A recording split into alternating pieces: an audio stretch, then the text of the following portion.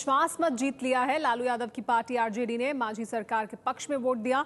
20 साल बाद नीतीश और लालू एक साथ आए हैं। बीजेपी विधायकों ने सदन से वॉकआउट किया, लेकिन आपको बता दें कि ये एक ऐतिहासिक लम्हा इस वजह से बन गया क्योंकि 20 साल के बाद नीतीश कुमार और लालू प्रसाद यादव एक साथ आए हैं। लालू प्रसाद यादव की पार्टी ने नीतीश कुमार की सरकार के जो अब मंत्री हैं जीतन राम मांझी, उनकी सरकार को बचाने के लिए विश्वास मत के दौरान समर्थन किया उन्होंने। बीजेपी विधायकों ने लेकिन सदन से वॉकआउट कर लिया।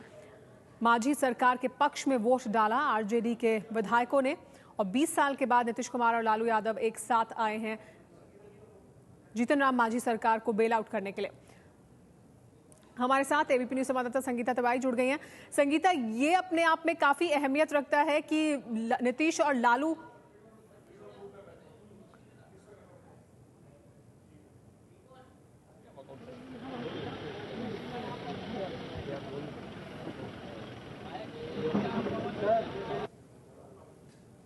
तो ये बता दें आपको कि 20 साल के बाद नीतीश और लालू साथ आए हैं। जीतन राम मांझी सरकार के पक्ष में वोट डाला आरजेडी के विधायकों ने। बीजेपी के विधायकों ने वॉकआउट किया। नीतीश कुमार ने अपने उत्तराधिकारी के तौर पर जीतन राम मांझी को चुना था और उन्होंने विश्वास मत आज हासिल कर लिया। हमारे साथ संगीता तिवारी जुड़ गई है। संगीता, कितनी अहमियत रखता है बिहार की राजनीति के लिए नीतीश कुमार और लालू यादव का साथ आना? देखिए, एक बेहद अहम घटना है ये बिहार की राजनीति के नज़रिए से अगर देखें तो। और कहीं ना कहीं जिस तरह से बिहार में बीजेपी ने सीटें जीती हैं और जिस तरह का वहाँ पे जनसमर्थन दिखाया है, उसके मद्देनज़र लालू यादव नीतीश कुमार दोनों की ओर से ही ये संदेश देने की कोशिश की जा रही है कि जो धर्मनिरपेक्ष ताकतें हैं वो एक साथ जमा होकर के और सामाजिक न्याय और धर्मनिरपेक्षता के लिए वहाँ पर काम करें और उसके लिए इनका एक साथ आना ज़रूरी था।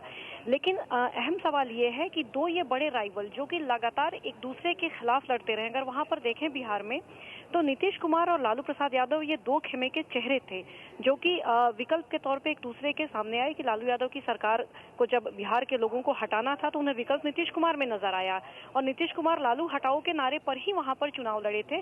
वैसे में दोनों का साथ आना एक बहुत बड़ी एक तरह से कहें तो दोनों ही पक्षों की ओर से मैं कहूंगी बड़ा खतरा भी मोला गया है कि क्या वाकई में दोनों जो इतने सालों तक एक दूसरे के धूर विरोधी रहे हैं उनके समर्थक भी इतने ही आसानी से और सहजता के साथ एक दूसरे के साथ जुड़ पाएंगे, ये एक अहम सवाल है जो कि खड़ा होता है। लेकिन हाँ, निश्चित तौर पे बीजेपी के बढ़ते प्रभाव के मद्देनजर नीतीश कुमार और लालू यादव को एक बार फिर से साथ आना पड़ा है। 20 साल के बाद दोनों एक बार फिर से साथ आए हैं और इस बार इन्होंने ये इसका सहारा लिया है कि धर्मनिरपेक्ष ताकतों और सामाजिक न्याय के लिए उसको मजबूत करने के लिए बिहार में दोनों का साथ आना जरूरी है। जी, तो संगीता, आप ये कह रही हैं कि इसके दोनों पहलू हो सकते हैं, फायदा भी हो सकता है उनको दोनों को साथ आने से, लेकिन नुकसान भी हो सकता है। देखिए सुमेरा, अगर हम जाएं बिहार के जो जिस तरह के दोनों के वोट बैंक हैं जो कि जातिगत आधार पे एक तरह से कहें और धर्मनिरपेक्षता के नाम पे जिस तरह के वोट बैंक दोनों ही पार्टियों के हैं, दोनों ही पक्षों के हैं, तो उसके मद्देनजर ये एक बहुत ही माफिक गठबंधन है कि जहां पर कि एक जिताऊ गठबंधन हो सकता है, जहां पर कि वोट एक दूसरे के साथ मिल करके और एक कड़ी टक्कर दे सकते हैं बीजेपी अगर वहां पे चुनौती देती है तो। क्योंकि अगर आप देखें तो जो खासतौर पर मुस्लिम वोट है वो नीतीश कुमार और लालू यादव के बीच में वहां पर नहीं बटेगा, एक साथ जाएगा। तो अगर वाकई में अगर दोनों के वोटर साथ आते हैं, मैं फिर कहूंगी चूंकि जातिगत आधार भी है दोनों का अपना अपना और ये लोग सालों से एक दूसरे के विरोधी रहे हैं, ऐसे में जाहिर सी बात है कि अगर आप सालों के विरोधी रहे हैं तो एक झटके में एक साथ जुड़ना बहुत मुश्किल होता है। नेताओं के स्तर पर तो तब भी हो जाता है, लेकिन कार्यकर्ताओं का जुड़ना थोड़ा सा मुश्किल होता है। और इस तरह की दिक्कत जब रामविलास पासवान और लालू यादव पहली बार साथ आए थे तो उन दोनों के सामने आई थी क्योंकि दोनों के कार्यकर्ता एक साथ नहीं जुड़ पाए थे। तो इसलिए ये देखना बहुत अहम होगा कि जब दोनों अगर नेता भले ही साथ में जुड़ जाए लेकिन क्या कार्यकर्ता भी वैसे जुड़ पाते हैं और जो जाति पर आधारित जो वोट बैंक है वो क्या एक साथ जुड़ पाएगा। मुस्लिम वोट को अगर हम किनारे कर दें तो जो जाति दोनों ने जो जातिगत आधार पर अपना वोट बैंक बनाया है, क्या वो इतने खुले दिल के साथ मिल पाएगा एक दूसरे के साथ?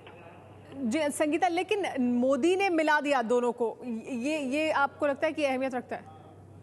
कि जो लोकसभा के चुनाव हैं, लोकसभा के चुनावों ने एक वहां पर साफ तौर पे संदेश दिया कि बीजेपी का और मोदी का वहां पे, मोदी ने जिस तरह से हम कहेंगे एक लहर चली बिहार में और जितनी किसी ने भी, विशेषज्ञों ने भी, जानकारों ने भी जितनी उम्मीद नहीं की उससे ज्यादा वहां पे सीटें आई बीजेपी को।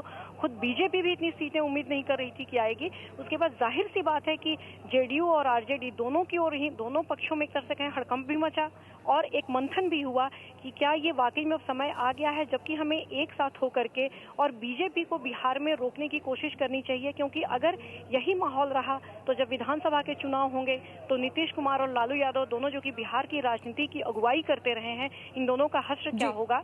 और संगीता, क्या अब जीतन राम मांझी सरकार अपना कार्यकाल पूरा करेगी? अब समय पर ही होंगे बिहार के चुनाव? निश्चित तौर पर ये उसी के लिए, क्योंकि अभी अगर देखें तो चुनाव कराना मुझे नहीं लगता कि नीतीश कुमार भी चाहेंगे कि चुनाव हो या लालू यादव भी चाहेंगे, क्योंकि जिस तरह का भी बिहार में उन्हें माहौल देखने को मिला है लोकसभा का, तो ऐसे समय में ये रिस्क नहीं लेंगे, जाहिर सी बात है। और कुछ दिनों तक तो ये सरकार चलेगी और वो भी चाहेंगे कि जितनी देरी से चुनाव हो उतना ही अच्छा रहेगा। जी हाँ, तो लेकिन नरेंद्र मोदी ने साथ मिला दिया है दो इस तरह के विरोधियों को जो एक दूसरे के खिलाफ रहे, 20 साल के बाद साथ आए हैं। नीतीश कुमार और लालू प्रसाद यादव की पार्टी ने जीतन राम मांझी सरकार को विश्वास मत में वोट किया है। बिहार विधानसभा में हम वर्तमान मंत्रिमंडल के प्रति विश्वास व्यक्त करने के लिए प्रस्ताव लाया था। इस प्रस्ताव के पक्ष में विपक्ष में बहुत से माननीय सदस्यों ने अपना तर्क दिया और अंततोगत्वा सर्वसम्मति से इस मंत्रिमंडल में विश्वास व्यक्त करने का प्रस्ताव पारित हुआ है। बीजेपी के बायकॉट की वजह से ये लड़ाई आसान हो गई आपके लिए? वैसे भी आसान थी। हम लोग को हर तरह से जो मेजोरिटी का अंक है 120 हम लोगों को पहले ही से प्राप्त था, बल्कि 124 हम लोगों का था। इसलिए भाजपा रहे न रहे या और किन्हीं का समर्थन जो हुआ है वो होता न होता उससे कोई फर्क नहीं पड़ता था। हम लोगों के पास मेजोरिटी फुल थी।